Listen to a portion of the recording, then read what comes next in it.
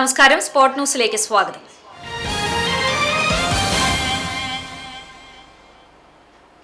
കുന്നംകുളത്ത് ഷീറ്റ് വൃത്തിയാക്കുന്നതിനിടെ ഷോക്കേറ്റ് യുവാവ് മരിച്ചു. പോർക്കളങ്ങാട് ക്ഷേത്രത്തിന്റെ ഷീറ്റ് മേഞ്ഞ് മേൽക്കൂര വൃത്തിയാക്കുന്നതിനിടെ പോർക്കളങ്ങാട് സ്വദേശി നിഷാദാണ് ഷോക്കേറ്റ് മരിച്ചത്.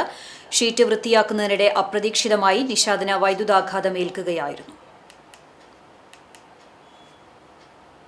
എരുമപ്പെട്ടിയിൽ ഇലക്ട്രിക് വർക്ക്ഷോപ്പിൽ തീപിടുത്തം. ഇന്ന് പുലർച്ചെ 1:30 തീപിടുത്തമുണ്ടായത്. 2 ലക്ഷം രൂപയുടെ നഷ്ടം കണക്കാക്കുന്നു. കടങ്ങോട് റോഡ് സെന്ററിൽ ITC റോഡിൽ പ്രവർത്തിക്കുന്ന പാറയ്ക്കൽ ഇലക്ട്രിക്സ് വർക്ക്ഷോപ്പിലാണ് തീപിടുത്തമുണ്ടായത്. പുകയും തീയും ഉയരുന്നത് ശ്രദ്ധയിൽപ്പെട്ട പരിസരവാസികൾ ഉടമയെ വിവരമറിയിച്ചു. തുടർന്ന് ഫയർഫോഴ്സ് എത്തിയാണ് തീയണച്ചത്. ഷോപ്പിലെ വൈദ്യുതി ലൈനിൽ വന്ന ഷോർട്ട് സർക്യൂട്ടാണ് തീപിടുത്തത്തിന് കാരണമെന്നാണ് നിഗമനം. റിപ്പയറിംഗ് കഴിഞ്ഞ് സൂക്ഷിച്ചിരുന്ന മോട്ടോറുകൾ, മിക്സികൾ, ഫാനുകൾ ഉൾപ്പെടെയുള്ളവ നശിച്ചു.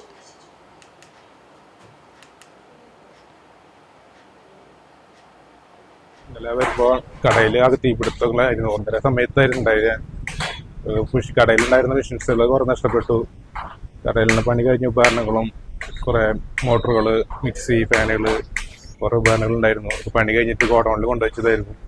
അവിടെ ഉണ്ടായിരുന്ന സാധനങ്ങളെല്ലാം കാറ്റ് നഷ്ടപ്പെട്ടു.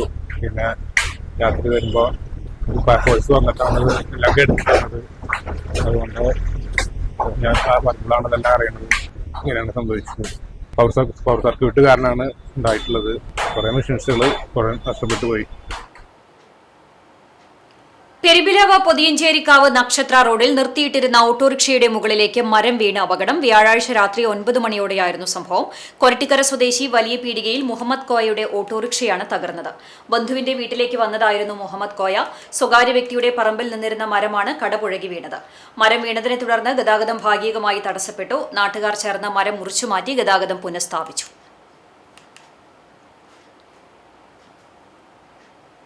മാസപ്പടി കേസിൽ ED അന്വേഷണം തുടരും. CMRL അപ്പീൽ തള്ളി. സുപ്രീം കോടതിയിൽ അപ്പീൽ പോകാൻ 2 ആഴ്ചത്തേക്ക് ഈ ഉത്തരവ് തടയണമെന്ന CMRL അഭിഭാഷകന്റെ ആവശ്യവും തള്ളി.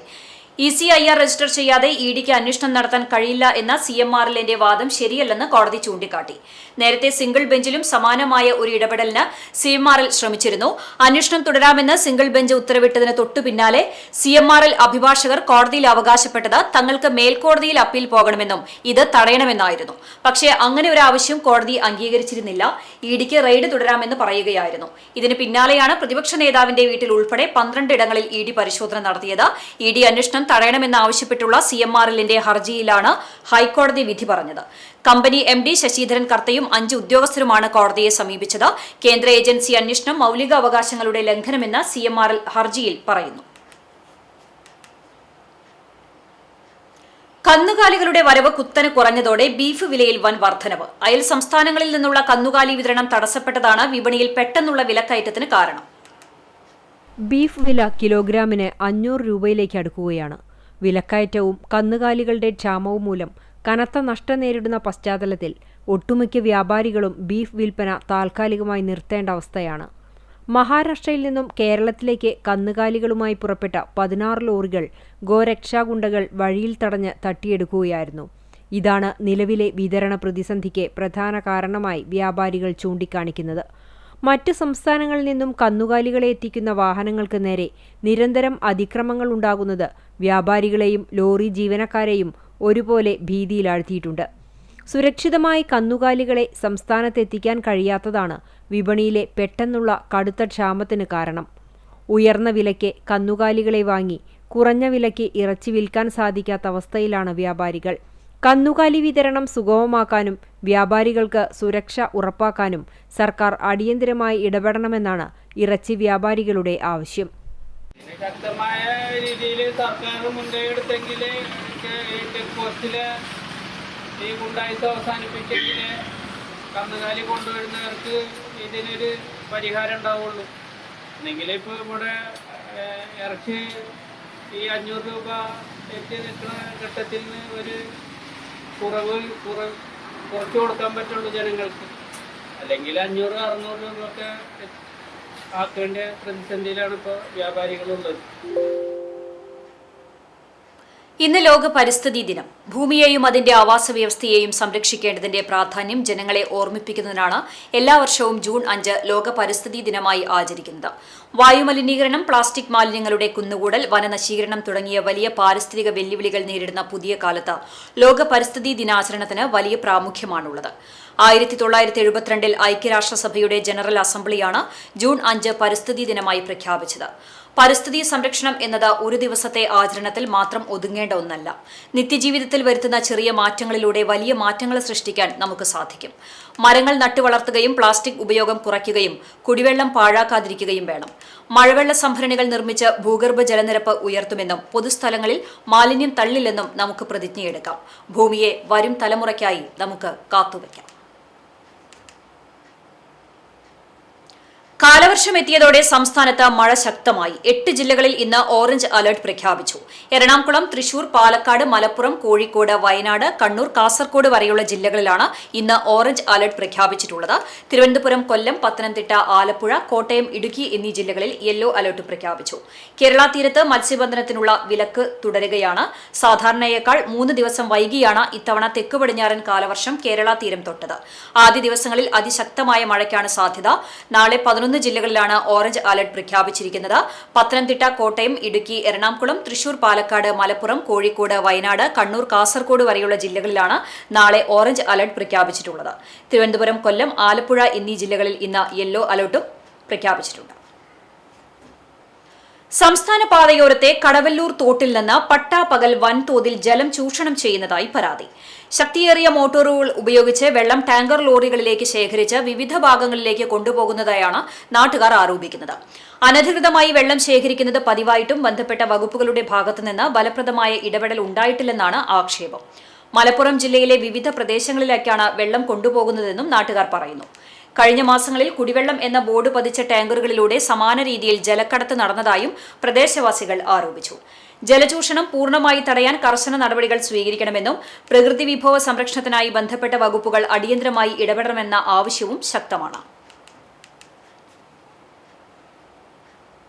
കർഷകർക്ക് ശാസ്ത്രീയ കൃഷിരീതികൾ പരിചയപ്പെടുത്തുകയും മണ്ണിന്റെ ആരോഗ്യ സംരക്ഷണത്തെക്കുറിച്ചുള്ള അവബോധം വർദ്ധിപ്പിക്കുകയും ചെയ്യുക എന്ന ലക്ഷ്യത്തോടെ പൂക്കോട് കൃഷിഭവന്റെ ആഭിമുഖ്യത്തിൽ മണ്ണ് പരിശോധനാ ക്യാമ്പയിനും റിപ്പോർട്ട് വിതരണവും സംഘടിപ്പിച്ചു. ഗുരുവായൂർ നഗരസഭാ വികസനകാര്യ സ്റ്റാൻഡിംഗ് കമ്മിറ്റി ചെയർപേഴ്സൺ ഷാനി റജിയുടെ അധ്യക്ഷതയിൽ നടന്ന യോഗം നഗരസഭാ ചെയർപേഴ്സൺ സുനിത അരവിന്ദൻ ഉദ്ഘാടനം ചെയ്തു. അസിസ്റ്റന്റ് സോയിൽ കെമിസ്റ്റ് ബാജു മണ്ണ് പരിശോധനയുടെ പ്രാധാന്യത്തെക്കുറിച്ചും വളപ്രയോഗം ക്രമീകരിക്കുന്നതിന്റെ ആവശ്യകതയെക്കുറിച്ചും ക്ലാസ് എടുത്തു. കൃഷി ഓഫീസർ റിജിത്ത്, നഗരസഭാ കൌൺസിലർമാരായ ബഷീർ പൂക്കോട്, ലിസി ബൈജു, നീതു പ്രബീൻ, അഷ്കാഖ്, സച്ചിൻ എന്നിവർ സംസാരിച്ചു. BCLP കോട്ടപ്പടി, RCUP കോട്ടപ്പടി എന്നിവിടങ്ങളിലെ വിദ്യാർത്ഥികളും ചടങ്ങിൽ പങ്കെടുത്തു.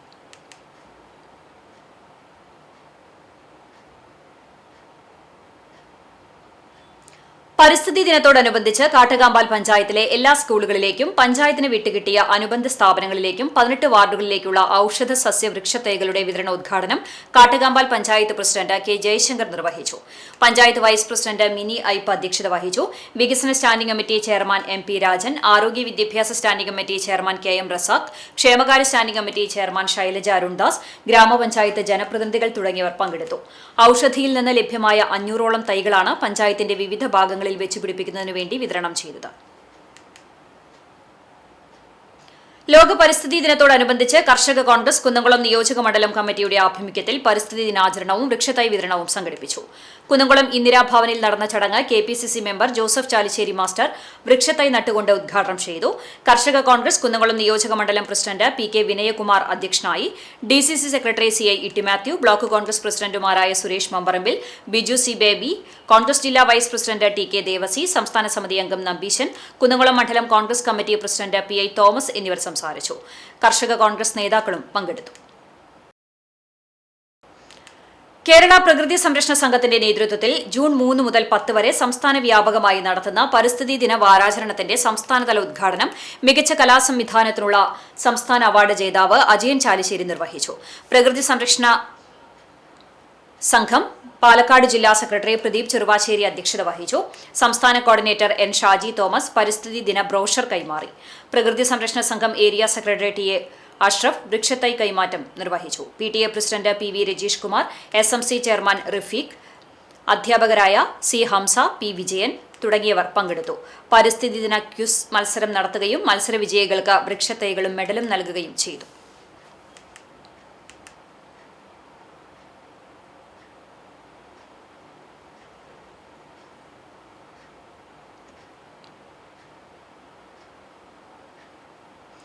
കുറുമാൽ കിഡ്നി ഫെഡറേഷൻ ഓഫ് ഇന്ത്യയുടെ ഗ്രീൻ പാർക്കിൽ 326ാമത് മരം നട്ടുകൊണ്ട് പരിസ്ഥിതി ദിനാഘോഷം നടത്തി സിഇഒ പി യേശുദാസ് ഉദ്ഘാടനം ചെയ്തു. Sanoj Gopi, Williams Paul, PK Thampi, C Neethu, Sophie, Jose Kurumal എന്നിവർ നേതൃത്വം നൽകി.